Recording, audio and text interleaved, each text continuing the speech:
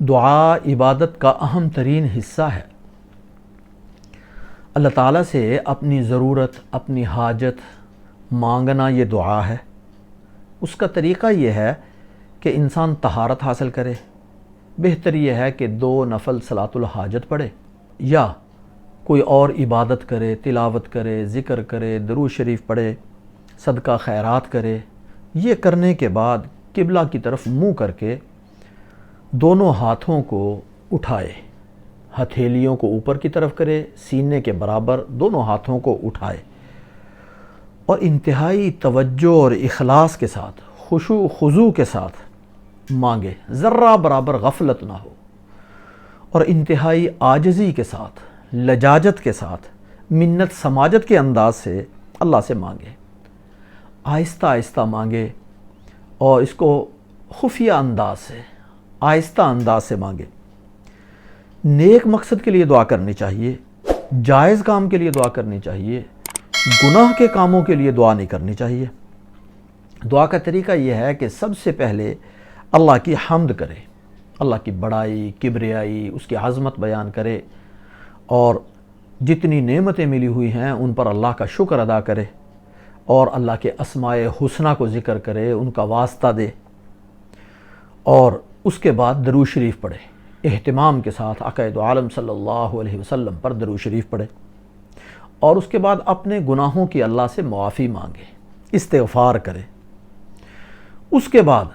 اپنی ضرورت اور حاجت اللہ کے سامنے رکھے اور دعا مانگنے میں بار بار اللہ سے مانگے۔ بہتر یہ ہے کہ 3 مرتبہ مانگے، جو چیز بھی مانگ رہا ہے 3 مرتبہ مانگے، اور جو دعائیں قرآن و حدیث سے ثابت ہیں بہتر یہ ہے کہ ان الفاظ کے ساتھ اللہ سے دعا مانگے، وہ زیادہ بہتر ہیں، اور دعا میں الفاظ عام ہوں، جامع ہوں، زیادہ بہتر ہے، ان کے ذریعے سے مانگے۔ اگر عربی الفاظ یاد نہ ہوں، قرآن و حدیث کے الفاظ نہ یاد ہوں تو اپنی زبان میں ہی انسان مانگے، اور مانگتے ہوئے قافیہ بندی، سجا بندی اس سے بچے، سادگی کے ساتھ، انتہائی عاجزی کے ساتھ اللہ کے سامنے اپنی ضرورت رکھے۔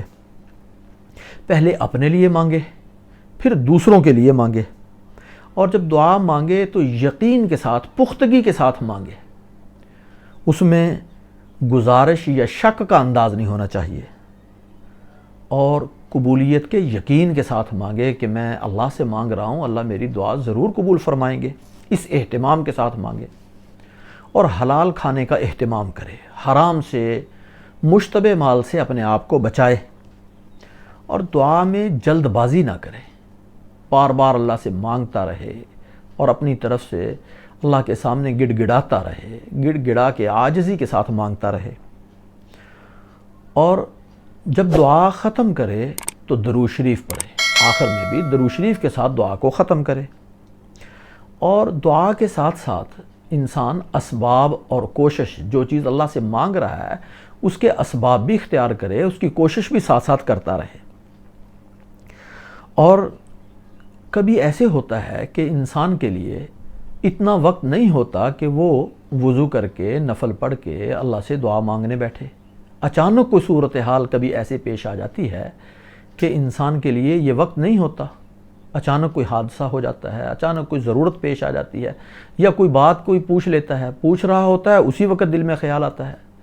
تو اس کے لیے دل ہی دل میں اللہ سے انسان دعا مانگ لے، اس کے لیے دیکھ لے، اگر وقت ہے تو پہلے اللہ کی حمد و ثنا، درود شریف پڑھ لے، اگر اس کا بھی وقت نہیں ہے تو پھر اللہ سے کہیے اللہ میری مدد فرما، اس مشکل میں میری مدد فرما، میری دستگیری فرما، تنہائی میں